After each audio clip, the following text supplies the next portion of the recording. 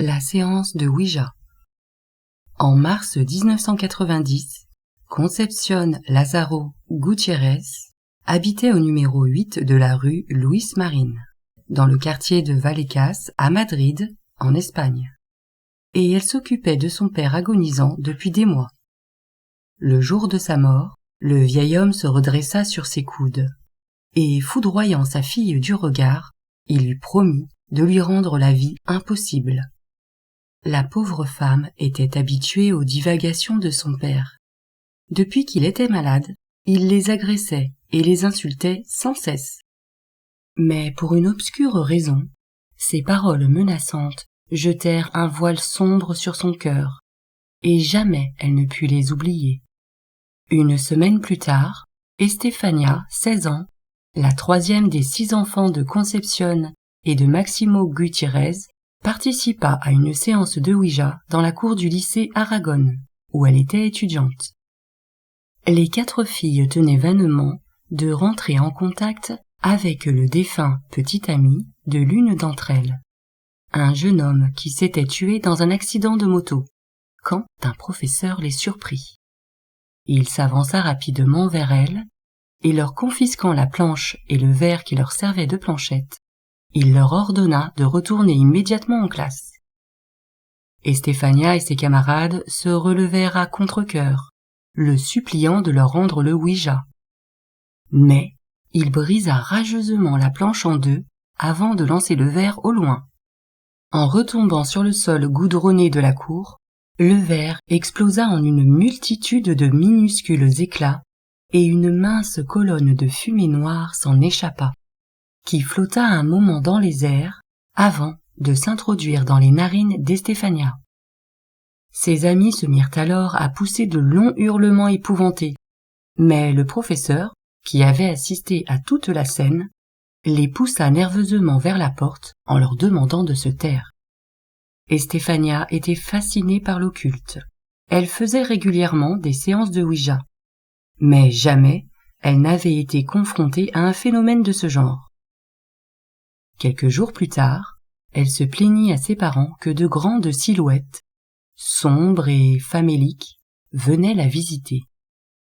Quand elle éteignait la lumière de sa chambre, elle les voyait qui l'observaient. Parfois elle l'entourait en se tenant par la main, murmurant son prénom et l'invitant à les suivre. « Viens, viens à nous », lui susurrait-elle de leur voix douce et envoûtante. La jeune fille, qui croyait qu'elle venait pour l'emporter, en avait tellement peur qu'elle n'arrivait plus à dormir. Peu de temps après, elle commença à faire des sortes de crises. Une force surhumaine semblait lui venir. Elle se mettait à parler avec la voix grave d'un homme, et proférant les pires des insultes, elle déchaînait sa colère contre ses frères et sœurs. Elle les terrifiait. Un jour, elle jouait au Ouija dans sa chambre quand elle s'effondra sur le sol, inconsciente, les yeux retournés et l'écume aux lèvres. Affolés, ses parents appelèrent leur médecin de famille, lequel leur conseilla de la faire interner en asile psychiatrique. Au cours des mois suivants, Estefania fut envoyée dans différents établissements pour y être examinée, passant de l'un à l'autre en vain. Le 14 août 1991, elle se trouvait à l'hôpital Gregorio Marañón quand elle sombra dans un profond coma. Elle mourut quelques heures plus tard, alors que rien ne le laissait présager. Les 2 médecins qui examinèrent son corps, les docteurs Pedro Cabeza et Gregorio Arroyo, jugèrent sa mort si soudaine et si suspecte qu'ils réclamèrent des examens complémentaires. Une autopsie fut alors réalisée. Ses viscères furent envoyés à l'Institut anatomique forense pour y être analysés, sans résultat. Alors, comme rien ne pouvait expliquer son décès, le docteur Pedro Cabeza écrivit dans son rapport que la mort d'Estefania Gutiérrez Lázaro était due à un arrêt cardiaque. Loin de se satisfaire de cette conclusion, ses parents remirent en question la rigueur de l'autopsie. Mais s'ils parvinrent un moment à susciter l'intérêt des médias, l'affaire fut rapidement oubliée. La hantise. Malheureusement, ce qui hantait Stéphania ne disparut pas avec elle. Quelque chose de sombre était resté dans la maison, qui se mit à tourmenter ses proches. Une nuit, une voix aiguë réveilla ses parents. Une femme pleurait et criait « Maman, maman !» Ils se précipitèrent à la salle de bain, d'où les appels semblaient provenir, sans trouver personne. Peu de temps après, du bruit s'éleva de la chambre d'Estéphania, qui était restée inoccupée depuis sa disparition, et ouvrant rapidement la porte, ils découvrirent que toutes ses affaires avaient été bouleversées, jusqu'aux draps et aux couvertures de son lit. La nuit suivante, des coups résonnèrent dans le couloir, qui se rapprochèrent peu à peu de leur chambre, puis un rire retentit devant leur porte, qui ressemblait à celui d'un vieil homme, et leur glaça le sang. Alors brusquement, toute la maison sembla prendre vie. Des voix s'élevaient de la salle de bain, où la température connaissait de fortes et inexplicables chutes. Les portes des chambres et des armoires s'ouvraient et se refermaient violemment. Les appareils électriques s'allumaient et s'éteignaient tout seuls. Et parfois, de petits objets traverseraient les pièces en volant. Une nuit, alors qu'elle était couchée dans son lit, Concepción sentit une pression sur son corps, et pensant que quelqu'un se trouvait avec eux dans la pièce, elle se dépêcha de prévenir son mari. Soudain, 2 mains lui attrapèrent les pieds, puis une 3e se glissa dans la sienne, comme si elle voulait la lui tenir. Au début, elle songea que sa pauvre fille était venue la réconforter. Puis elle prit brusquement conscience de l'étrangeté de la situation, et l'horreur la submergea. Un jour d'automne, alors que toute la famille était rassemblée au salon, la porte s'ouvrit brutalement, et des bruits commencèrent à résonner dans les murs, qui ressemblaient au martèlement furieux de poings invisibles.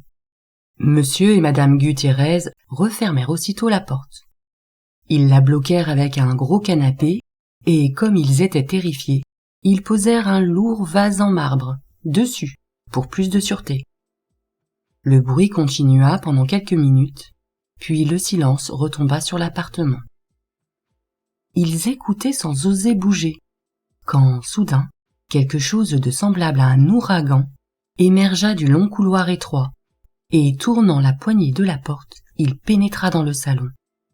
Il traversa toute la pièce, poussant les meubles contre le mur du fond et arrachant les bibelots des étagères avant de disparaître. Parmi tous les objets renversés, se trouvait une photographie d'Estéphania, souriant à l'objectif. Elle avait été prise quelques mois avant sa mort, et ses parents lui accordaient une grande valeur affective. En la voyant face contre terre, sa mère en eut une émotion. Elle se précipita pour la ramasser, mais, comme elle la retournait pour la regarder, un cri lui échappa. Intrigué, son mari se rapprocha d'elle, et il constata avec effroi que le portrait se consumait. D'une étrange manière, le phénomène prit soudainement fin après avoir effacé la moitié du visage d'Estéphania, épargnant le cadre et le reste de la photo. Des silhouettes sombres commencèrent alors à apparaître, errant dans le couloir ou dans les chambres et se fondant dans les murs. Monsieur et madame Gutiérrez en furent tellement effrayés qu'ils firent installer des alarmes dans toutes les pièces de la maison. Bizarrement, si les détecteurs signalaient parfois des mouvements, jamais ils ne voyaient personne. Un jour, Maximo et son fils Maximilien, qui était le plus jeune des enfants de la famille, jouaient dans la chambre d'Estéphania quand le garçon se retrouva projeté à travers la pièce. Un après-midi du mois de novembre, comme il se dirigeait vers la cuisine, pour y chercher une collation, Maximilien entendit quelque chose siffler dans les airs, et, se baissant machinalement, il vit une pointe de bois passer au-dessus de lui. Elle continua sa route sur quelques mètres avant de se planter dans un saucisson suspendu au plafond. Quelques jours plus tard, ses 2 sœurs, qui partageaient les lits superposés d'une même chambre, furent victimes d'une terrible expérience, qu'elles décrivirent ainsi. Ça ressemblait à un coup de sifflet dans le couloir, quelque chose que nous avions déjà entendu d'autres nuits. Tout à coup, un gémissement s'est élevé près de la porte. Nous avions tellement peur que nous n'osions pas bouger de nos lits. Nous avons alors remarqué quelque chose sur le sol. La lumière des lampadaires de la rue venait par la fenêtre, et nous y voyions clairement. Nous avons donc vu qu'il y avait quelqu'un d'autre avec nous, et nous avons pensé que nous allions mourir. Une grande chose, qui rampait sur le sol et qui avait la forme d'un homme, la tête toute noire, sans yeux, sans bouche, sans rien, avançait, la poitrine collée au plancher, glissant à travers la chambre. Nous nous sommes mis à crier. Juste après, les poupées entassées contre le mur ont commencé à être projetées à l'autre extrémité avec force, une après l'autre. Et la pièce s'est mise à résonner de bruits de coups et de hurlements. Quand ils ont ouvert la porte, nos parents nous ont retrouvés recroquevillés, chacune dans notre lit. Les poupées étaient dispersées sur le sol, comme si quelqu'un avait joué avec elles pendant des heures. Intervention de la police. Le 27 novembre 1992, à 2h40 du matin, Maximo Gutiérrez téléphona au poste de police du quartier de Vallecas, et il déclara d'une voix blanche que sa maison était hantée. L'inspecteur Juan Negri, qui était de garde cette nuit-là, n'en crut pas un mot. Mais M. Gutiérrez passa le combiné à sa femme et à ses enfants, et il les trouva dans un état de si grande panique qu'il rassembla rapidement quelques hommes et se mit en route. L'inspecteur Negri ne croyait pas aux fantômes, mais il espérait les rassurer de sa présence. En se garant devant le petit immeuble résidentiel du numéro 8 de la rue Luis Marín, les policiers découvrirent avec étonnement que toute la famille les attendait sur le trottoir. Pourtant, la nuit était glaciale. Monsieur et madame Gutiérrez les conduisirent jusqu'à leur appartement, lequel semblait des plus calmes. Puis, ils les invitèrent à s'asseoir autour de la grande table de la salle à manger, avant de commencer à raconter leur histoire, décrivant la séance de Ouija et ses conséquences malheureuses, la mort de leur fille dans des circonstances troublantes, et les grandes silhouettes sombres qui erraient dans la maison depuis sa disparition. L'inspecteur Negri et ses hommes les écoutaient, silencieux et perplexes, quand, de façon soudaine et totalement contre nature, l'une des portes de la grande armoire s'ouvrit si violemment qu'elle fit des va-et-vient pendant quelques secondes. Soupçonnant quelque stratagème, ils examinèrent soigneusement le meuble, sans trouver d'explication. Quelques minutes plus tard, une forte détonation retentit sur la terrasse, qu'ils coururent inspecter en vain.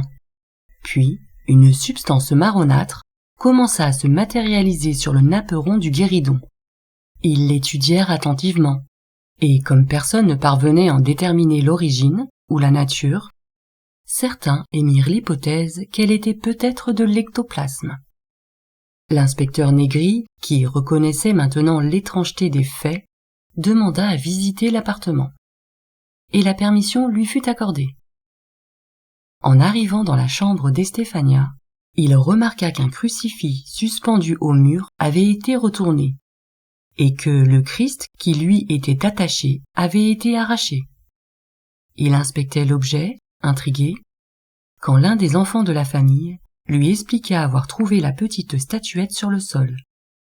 Il l'avait ramassée et accrochée à un clou de la porte, près d'un poster, mais elle était aussitôt retombée sur le plancher, et 3 grosses traces de griffures étaient apparues sur l'affiche. Quand il pénétra dans la salle de bain, qui était au centre de nombreuses manifestations, et que la famille n'utilisait plus que comme salle de stockage, l'inspecteur Negri sentit ses cheveux se dresser sur sa tête, et un froid glacial le gela jusqu'aux os. Un froid comme je n'avais jamais ressenti auparavant, déclara-t-il par la suite. La conclusion de son rapport fut la suivante. Il y a un certain nombre de phénomènes en tout point inexplicables. Malheureusement, si les policiers avaient bien été témoins d'événements extraordinaires, aucun ne savait comment y remédier. Alors, comme les grandes silhouettes sombres continuaient à se montrer, Monsieur et Madame Gutiérrez finirent par vendre leur maison, et ils trouvèrent la paix dans une autre. La hantise s'arrêta à leur départ, mais en 2006, un épisode de la série télévisée Quarto Millennio fut réalisé dans leur ancien appartement, et l'équipe de tournage parvint à enregistrer différentes voix. Elle chuchotait « Je ne peux pas »,« Laisse-la, elle est folle », ou encore ces mots pleins de promesses « Attention, on n'a pas commencé ».